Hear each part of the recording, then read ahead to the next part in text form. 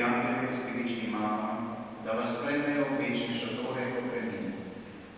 Kdor je v najmanjšem zvest, je zvest tudi v velikem, kdor pa je v najmanjšem krivičen, je krivičen tudi v velikem. Če torej pri krivičnem mamu, kdo vam bo zaupal resnično odmino?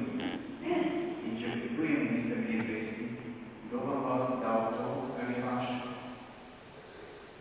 Noben služabnik ne more služiti dvema gospodoma, ali mu namreč enega sovražil in drugega ljubil, ali se bo enega držal in drugega preziril.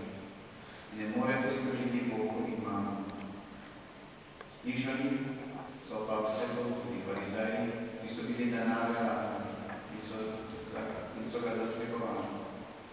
Jezus jim je rekel: vi ste tisti, ki se delate pravični pred ljudmi, a Bog pozna vaša srca, kajti kar je med ljudmi visoko, je visoko pred Bogom. To je